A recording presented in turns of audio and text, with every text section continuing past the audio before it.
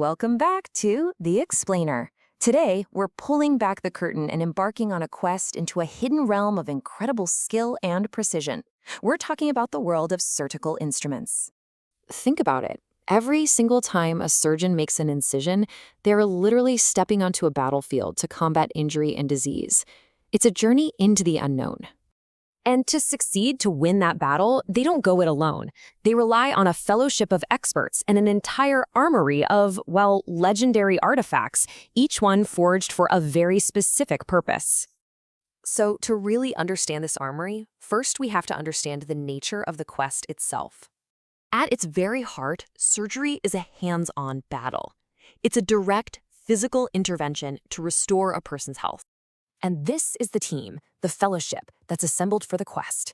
You've got the surgeon leading the charge, sure, but also the surgeon's assistant, the anesthetist, the nurses, and the techs. Every single member plays an absolutely vital role. But what about their weapons? What are they wielding? Well, these are not ordinary tools. You could say they're forged from legendary metals, each with its own unique power. You know, the power of these tools really comes from what they're made of. Stainless steel is kind of the versatile standard, the workhorse, but then you get into these highly specialized metals like super lightweight titanium, which is perfect for delicate microsurgery, and then ultra-strong vitalium, which is what you want for things like orthopedic implants. So let's begin our tour of the armory with the Vanguard.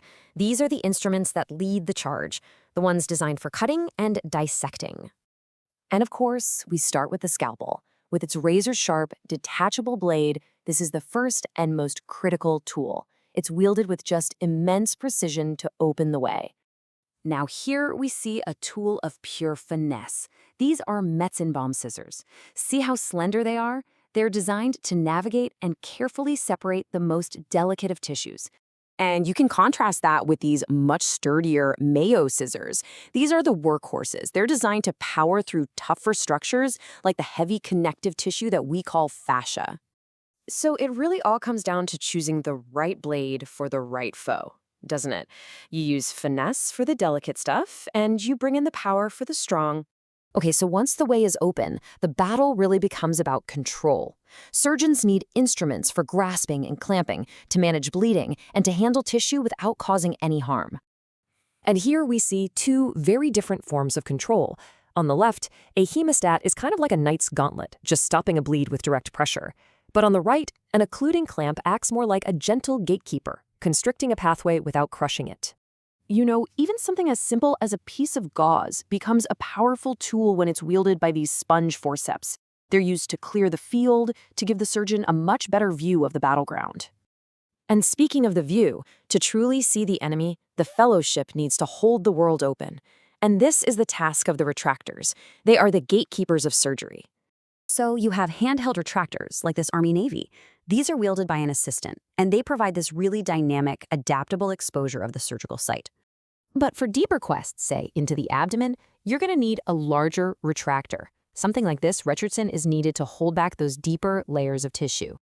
And this slide just brilliantly shows the evolution of that gatekeeper role. You go from a simple handheld tool that requires someone's constant attention to a complex, self-retaining system that actually locks in place and frees up the whole team. You know, ultimately, these are just tools. They are a complex language. And this quote says it all. The scrub person must be fluent in this language. They have to anticipate the surgeon's needs, passing the right instrument at exactly the right time, often without a single word ever being spoken. It's incredible. So after the battle is won, the quest is not quite over. The final act, of course, is to close the wound and restore the body's integrity. And this is done with either the timeless art of suturing, using needle holders to precisely place each and every stitch, or with more modern staplers for speed and efficiency. It's amazing to think about, right? From humble steel blades to the robotic arms we see today, the armory is always evolving.